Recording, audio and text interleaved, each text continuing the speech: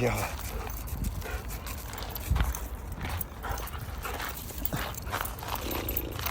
Come on. Come on.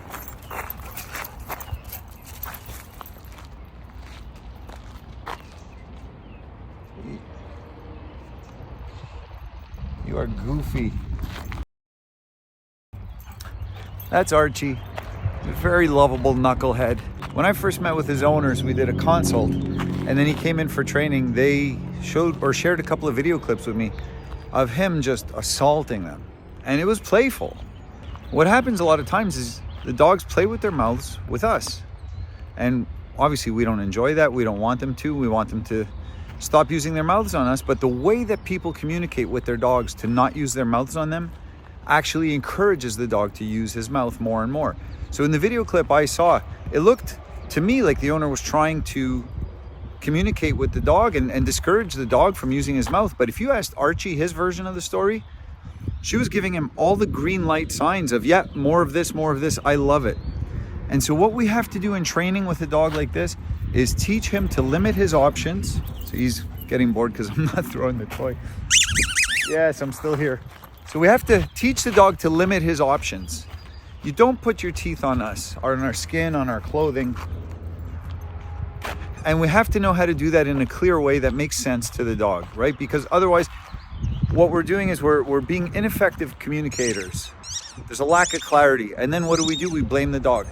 He's stubborn, he's this, he's that. No, we're bad at communicating what we want with the dog, and therefore he doesn't have a chance, and then neither do you. So we've got to be clear about it, but then at the same time, give him an outlet.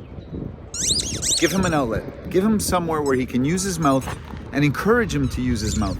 And importantly, get involved with it. So a lot of people say, well, he bites me or he bites the rug or whatever, and I give him a toy and I tell him good dog, and then you can go back to reading your email or drinking a coffee or whatever it is you're doing.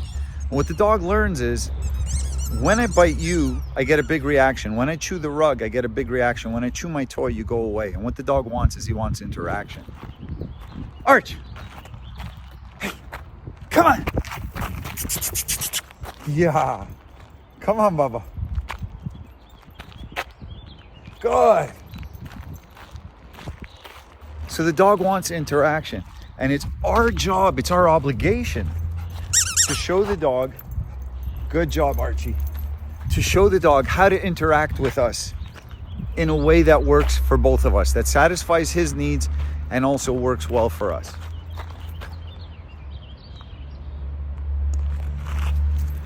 So I'm using 2 toys to play fetch with him because he's not good at giving up a single toy.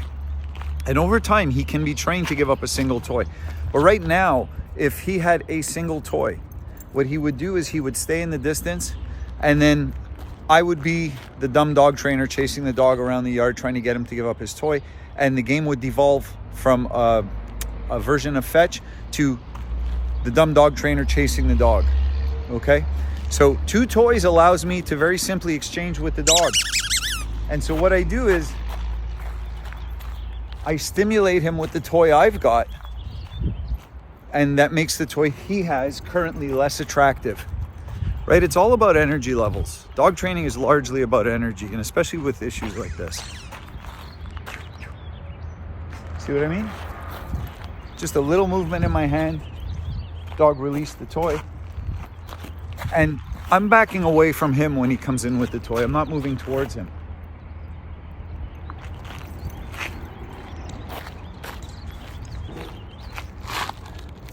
So the next time you think your dog's a knucklehead, maybe he's not a knucklehead. Maybe you're just not communicating clearly with your dog about what it is you want him to do or not do. Okay, food for thought. It's up to you, my guy. There you go.